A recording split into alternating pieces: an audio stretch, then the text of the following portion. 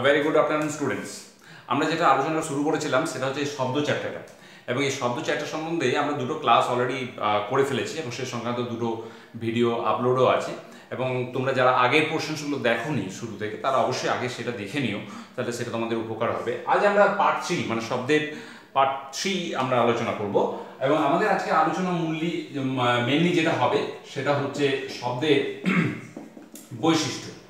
শব্দের বৈশিষ্ট্য, তাহলে ফিজিক্সের ভাষায় শব্দ কাকে বলে সে সম্বন্ধে তোমরা তো অলরেডি জেনে গেছো। আজ আমাদের আলোচনা এই শব্দের বৈশিষ্ট্য সম্বন্ধে। দেখো, আমরা প্রতিদিন যে সমস্ত শব্দগুলো শুনি, তাতে বাড়ির ভেতরে হোক, ক্লাসরুমে হোক, কি আমরা রাস্তায় বেরোনোর পর হোক, সব শব্দই কিন্তু আমাদের কানে ভালো লাগে না। কিছু কিছু শব্দ শুনতে আমাদের বেশ ভালো লাগে, কিছু কিছু শব্দ শুনতে খুব বিরক্তিকর সৃষ্টি হয়, যেটাকে আমরা বলি শ্রুতি কটু শব্দ। আর যে শব্দগুলো শুনতে ভালো লাগে সেগুলো হচ্ছে শ্রুতি মধুর শব্দ। কিন্তু আবার অনেক সময় আমার কাছে হয়তো যে শব্দটা শুনতে ভালো লাগছে, তোমার কাছে বা অন্য কারোর কাছে সেটা শুনতে খারাপও লাগতে পারে। আবার তোমার কাছে যেটা ভালো লাগছে সেটা আমার কাছে আবার খারাপও লাগতে পারে। তার মানে এই ভালো লাগা খারাপ লাগা ভিত্তিতে কোনো একটা শব্দকে আমরা কিন্তু ভাগ করতে পারি না। তাহলে এই শব্দকে আমরা যেটা ভাগ করব সেটা বিজ্ঞানের ভাষায় বা বিজ্ঞানের কিছু আমাদের বৈশিষ্ট্য অনুসারে সেগুলোকে আমরা ভাগ করব। শব্দের এই দুটো ভাগ তাহলে কি কি হলো? একটা হচ্ছে সুর যুক্ত শব্দ, সুর যুক্ত শব্দ যেটা আমাদের কানে আপাতদৃষ্টিতে শ্রুতি মধুর বলে মনে হয়, মানে শুনতে ভালো লাগে। আর একটা হচ্ছে সুর বর্জিত শব্দ, যে শব্দটি আমাদের কানে পীড়া দেয়, আমাদের শুনতে ভালো লাগে না, সেই ধরনের শব্দগুলোকে আমরা বলবো সুর বর্জিত শব্দ। কিন্তু এই শব্দের ক্লাসিফিকেশনটা আমরা ভালো লাগা বা খারাপ লাগার ভিত্তিতে করব না। কেন? ওটা ব্যক্তি বিশেষে কিন্তু ওটা ভ্যারি করতে পারে। এর ভালো লাগাটা কোনো একজন ব্যক্তির ভালো লাগাটা অন্য কোনো একজনের খারাপ লাগতেও পারে।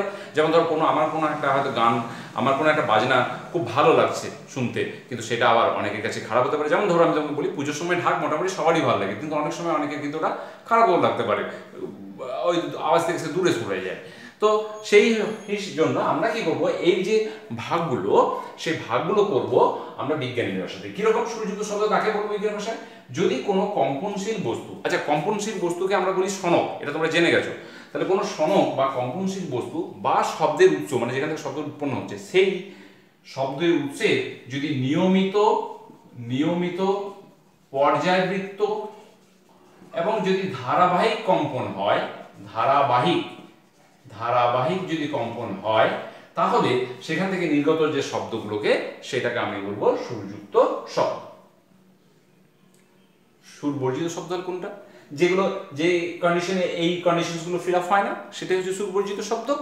তাহলে আমরা বলবো তাহলে সুর বর্জিত শব্দ কাকে? অনিয়মিত, এর কম্পন হবে। কার কম্পন হবে? কম্পনশীল বস্তু বা সনকে, মানে যেখান থেকে শব্দটা উৎপন্ন হচ্ছে।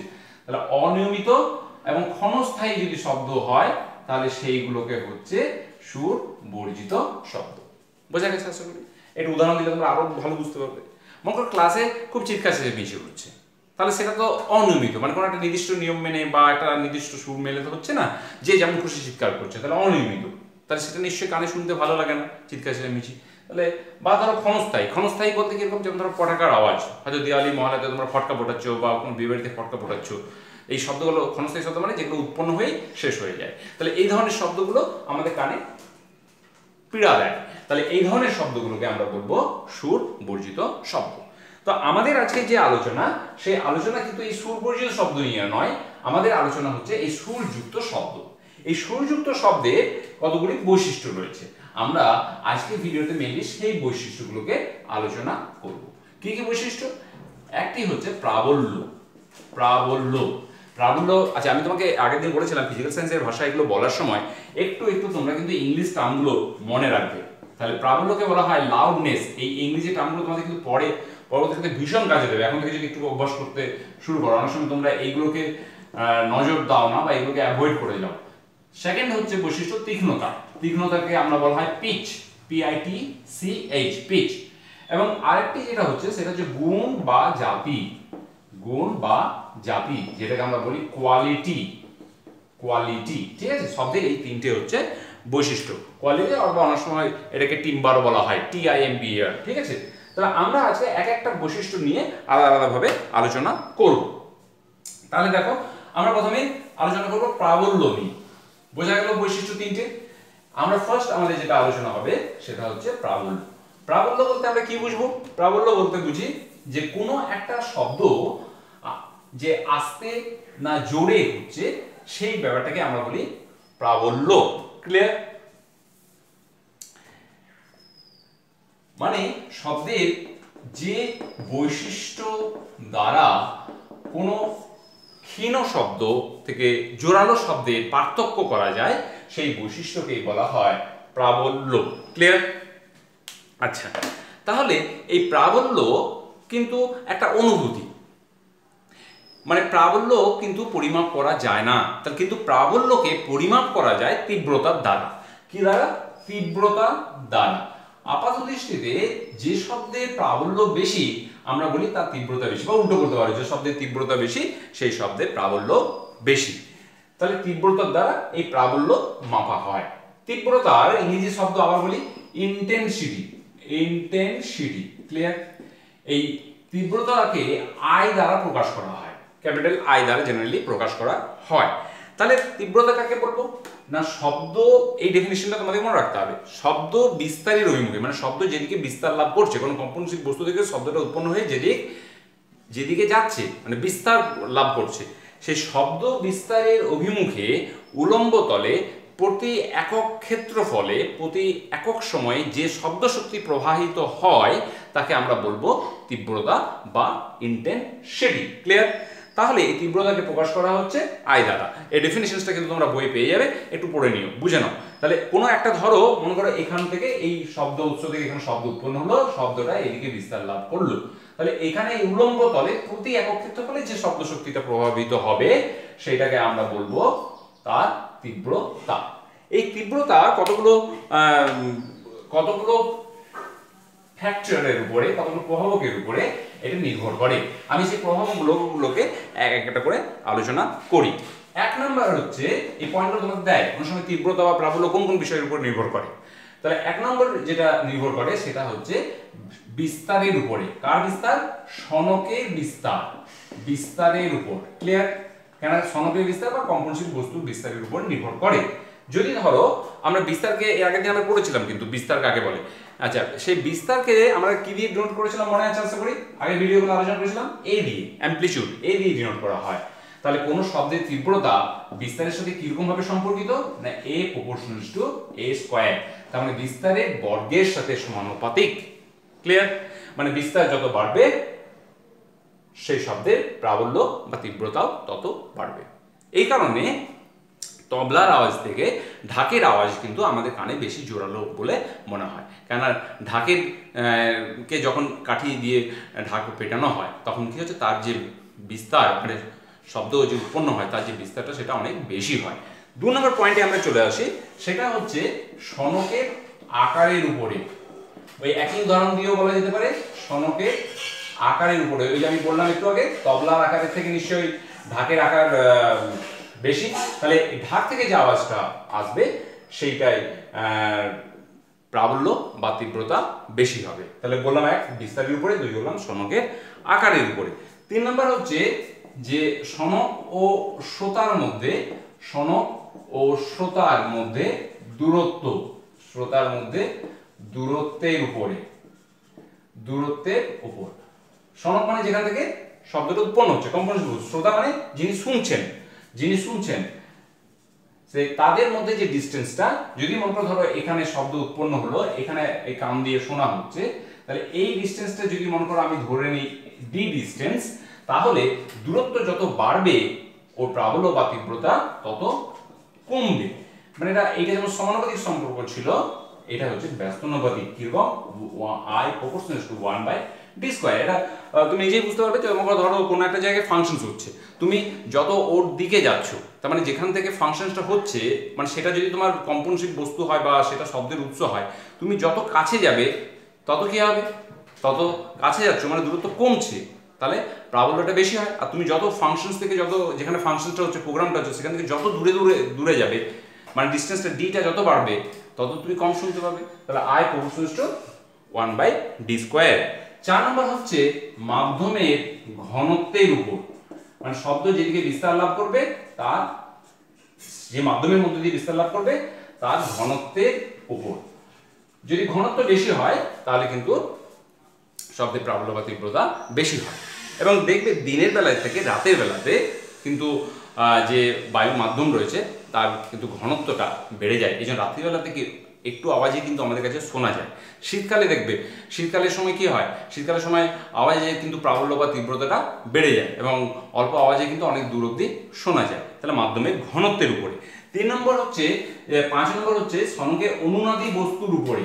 অনুনাদী বস্তুর উপর। তার মানে যেখান থেকে শব্দটা উৎপন্ন হচ্ছে তার কাছাকাছি বা তার সাথে যদি কোনো অনুনাদী বস্তু থাকে তাহলে কিন্তু শব্দের প্রাবল্য বা তীব্রতাটা বাড়ে। যেমন এই কারণে দেখবে যে গিটার বা সেতার এই সমস্ত যে যখন বাজানো হয় তাদের যে তারগুলো সেগুলো একটা কাঠের ফাঁপা বাক্সের সাথে দুদিকে টান টান করা থাকে। কেন না, যখন গিটারের ক্ষেত্রে যখন ওই গিটারের তার যখন আঘাত করা হয় মানে তোমার তখন কি হয়, ওর সাথে যে ফাঁপা বাক্স বা ওর মধ্যে যে বায়ু থাকে তার মধ্যে একটা পরবশ কম্পন হয় এবং সেই জন্য কি হচ্ছে যে শব্দটা বেশি জোরে শোনা যায়। কিন্তু শুধু যদি তারটাকে তুমি দু হাত ধরে টেনে পড়ে যদি তারটাকে শুধু বাজাতে তাহলে কিন্তু এই আওয়াজটা আসতো না। ঠিক এইবারে কি হচ্ছে, মাধ্যমের গতির অভিমুখে যদি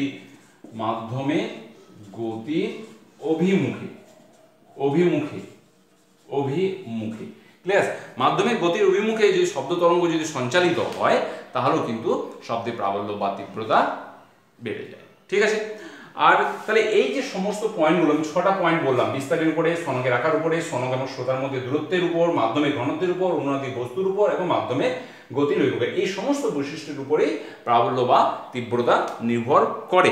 আমি আবার একটু বলে দিই, মনে করি তোমাদেরকে যে প্রাবল্য এবং তীব্রতা কিন্তু একই জিনিস নয়, যদিও কিন্তু একে অপরের সাথে সম্পর্কিত।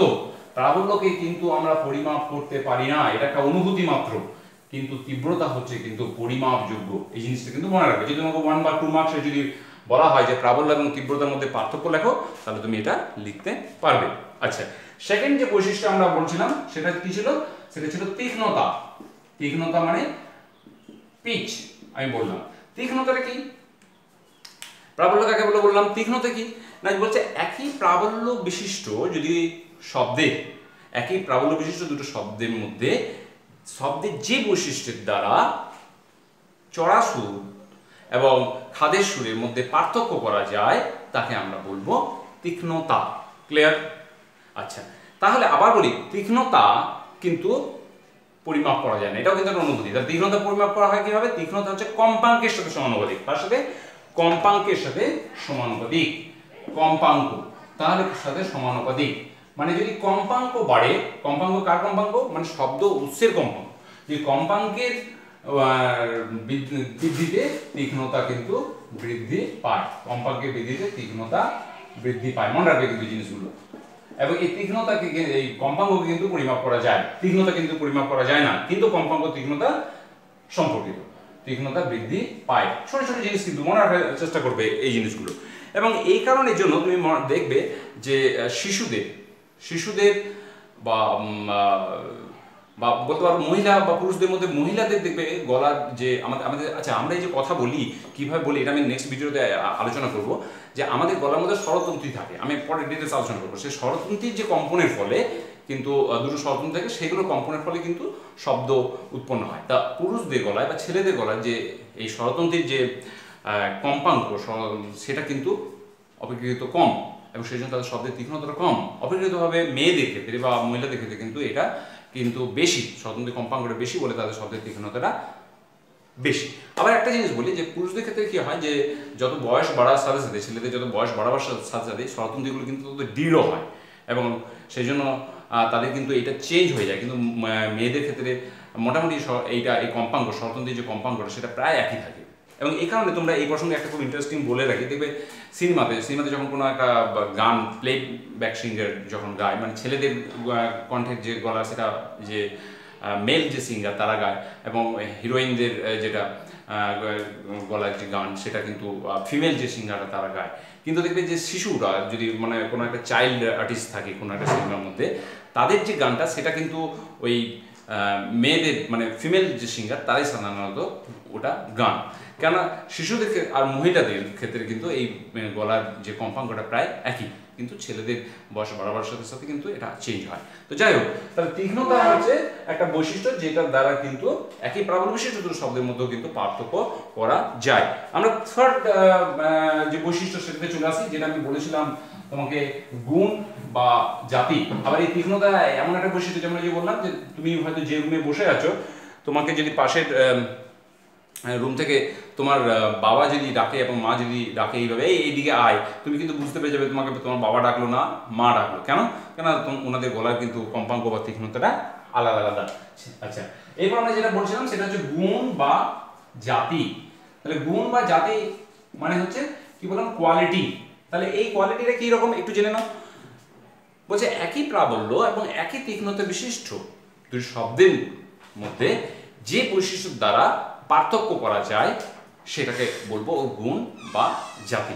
খুব সিম্পল আমি বলি, যেমন ধরো একটু আগে যেমন আমি বললাম যে পুরুষদের গলার যে তীক্ষ্ণতা এবং মেয়েদের গলার যে মহিলাদের গলার যে তীক্ষ্ণতা সেটা আলাদা। মনে করো ধরো তোমার বাড়ির দরজা বন্ধ আছে, কলিং বেলে কেউ হয়তো বেল টিপলেন, নক করলেন, তুমি জিজ্ঞেস করলে কে, তো উনি উত্তর দিলেন যে আমি এসেছি, হয়তো এই কথাটা বললো।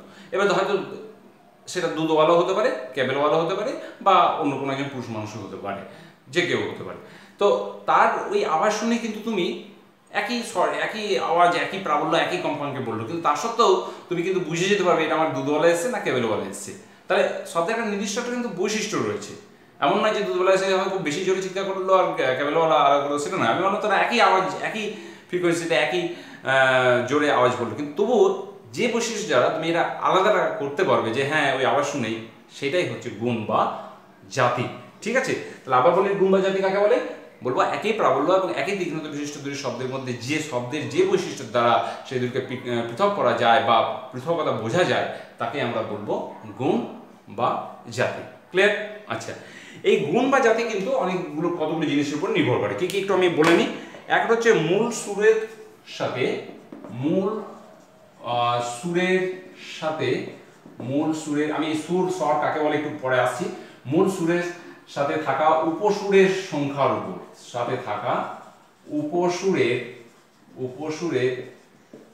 সংখ্যার উপর আমি কাকে পড়বো, এই উপসুর মূল সুর এগুলো কাকে বলে? সংখ্যার উপর। একটু জেনে নাও শুধু কি কি এটার উপর ডিপেন্ড করে। 2 নম্বর কি বলছে? উপসুরগুলির কম্পাঙ্কের অনুপাতের উপর, উপসুরগুলির কম্পাঙ্কে অনুপাতের উপর। ক্লিয়ার? পয়েন্টগুলো লিখে রাখবে কিন্তু, অনুপাতের উপর। 3 নম্বর পয়েন্ট আমরা কি বলবো? আমরা বলবো উপসর্গগুলির এই যে আপেক্ষিক প্রাবল্যের উপর, আপেক্ষিক প্রাবল্যের উপর ডিপেন্ড করে। আর কি হচ্ছে? বাদ্যযন্ত্র থেকে যে উৎপন্ন শব্দ তরঙ্গের প্রকৃতির উপর,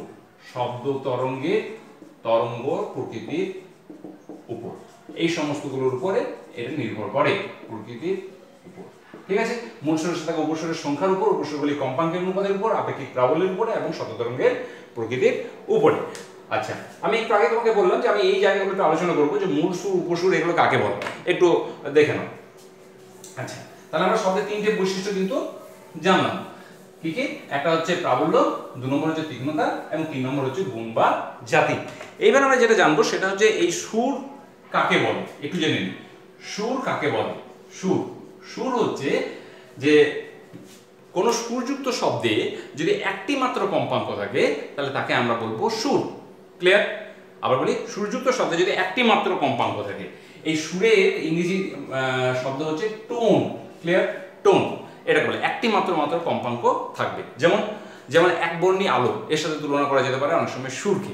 ঠিক আছে, সেটা কালো হোক, কালো কালারের হোক, বা সবুজ কালারের হোক, বা গ্রিন কালারের হোক, বা লাল কালারের হোক, মানে একবর্ণী আলো মানে একটি মাত্রই কম্পাঙ্ক থাকবে। যেমন তোমাদের দেখবে এই টিউনিং ফক, সুরশলাকা যে রয়েছে, সেখান থেকে নির্গত যে শব্দটা সেটা একটা কিন্তু সুর, কেন ওখানে একটি মাত্র কম্পাঙ্ক সেখান থেকে নির্গত হয়। আর স্বর কাকে বলে? স্বর হচ্ছে যে স্বর কাকে বলে একটু জেনে নিই। স্বর হচ্ছে নোট, NOTE, নোট। তাহলে সুরযুক্ত শব্দে একাধিক কম্পাঙ্ক থাকলে, একাধিক কম্পাঙ্ক একাধিক কম্পাঙ্ক থাকলে। আর এখানে এটা বলেছিলাম সুর যুক্ত শব্দে, সুর যুক্ত শব্দে একটি কম্পাঙ্ক, একটি মাত্র কম্পাঙ্ক থাকবে, একটি কম্পাঙ্ক। ক্লিয়ার? তাহলে সুর এবং স্বরের মধ্যে পার্থক্য বুঝে গেলে। এখান থেকে আরো অনেকগুলো কোশ্চেন আছে সুর এবং স্বরের মধ্যে পার্থক্যের। আমি এইটা হচ্ছে এই মেইন পার্থক্য, এটা একটি মাত্র কম্পাঙ্ক থাকবে, এটা একাধিক কম্পাঙ্ক থাকবে। এটা আমি বলতে পারি এক বর্ণী আলোর সাথে তুলনা করা যেতে পারে, এটা সাদা বর্ণের আলো, কারণ সাদা বর্ণ মানে হচ্ছে অনেকগুলো আলোর মিশ্রণ আমরা বলি, তাহলে সেই এর সাথে তুলনা করা যেতে পারে স্বরকে। তাহলে এই জিনিসগুলো কিন্তু মাথায় রাখবে, অনেক সময় 1 মার্কস বা 2 মার্কসে কিন্তু কোশ্চেন আসতে পারে যে সুর এবং স্বরের মধ্যে পার্থক্য। ক্লিয়ার? আচ্ছা, এইবার আমরা যে জায়গাটা চলে আসবো সেটা হচ্ছে একটু আগে তোমাকে বললাম যে উপসুর বা তোমার সমমেল বা অষ্টক এগুলো কাকে বলে। আচ্ছা, আমি এইটা আলোচনা করার আগে একটু একটা অঙ্কের মতো শিখে নিই, তাহলে দেখবে তোমাদের বুঝতে সুবিধা হবে। মনে করো একটা স্বর, স্বর মানে কি হচ্ছে অনেকগুলি সুরের মিশ্রণ, মানে অনেকগুলি কম্পাঙ্ক বিশিষ্ট শব্দের মিশ্রণ। মনে করো এরকম একটা স্বরের মধ্যে কি কি কম্পাঙ্কের আছে, মনে করো আমি ধরলাম সেখানে যে 100 হার্জ, আমি ইউনিটগুলো লিখছি না, 150 হার্জ, মনে করো 200 হার্জ, 250 হার্জ, মনে করো 280 হার্জ, মনে করো 300 হার্জ, মনে করো 400 হার্জ। এই ধরনের কম্পাঙ্কের অনেকগুলো সুরের বা অনেকগুলো কম্পাঙ্কের মিশ্রণ রয়েছে, কার মধ্যে না একটা স্বরের মধ্যে। ক্লিয়ার? বুঝে নাও, আমি কিন্তু আসবো এক একটা পয়েন্ট বোঝাবো, এটা এটা অনেক সময় অঙ্কে তোমাদের দেয়। একটা স্বর হচ্ছে এই কম্পাঙ্কের মিশ্রণ।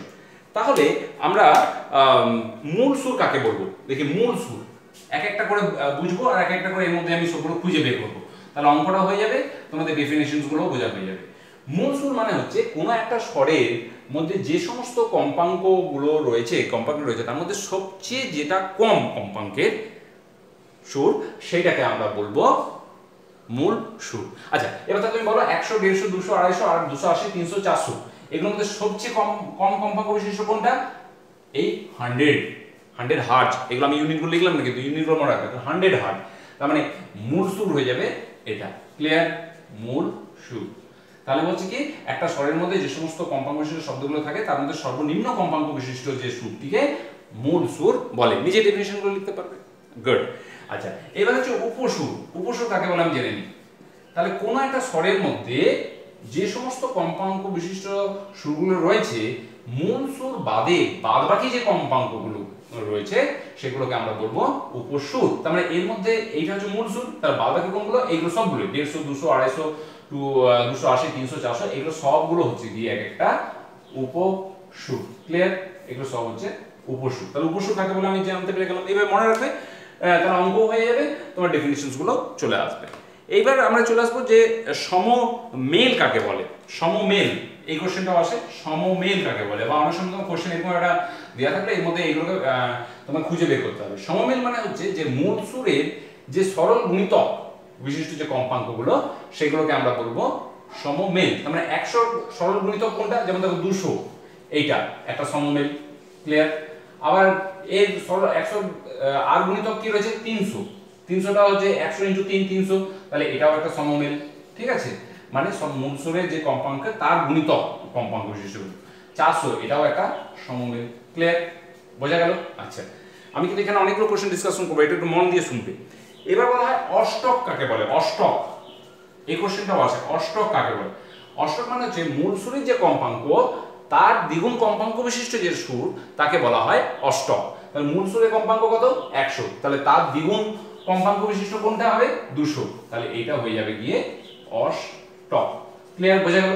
আচ্ছা, তাহলে আমি এখান থেকে কিন্তু ডেফিনিশনস গুলো পেয়ে গেলাম, এবং যদি এইভাবে একটা অঙ্ক দেয় সেই অঙ্ক আমি এখান থেকে করে নিতে পারবো, বা এই অঙ্ক থেকে তোমাকে এই ধরনের গুলো আইডেন্টিফাই করতে দেবে।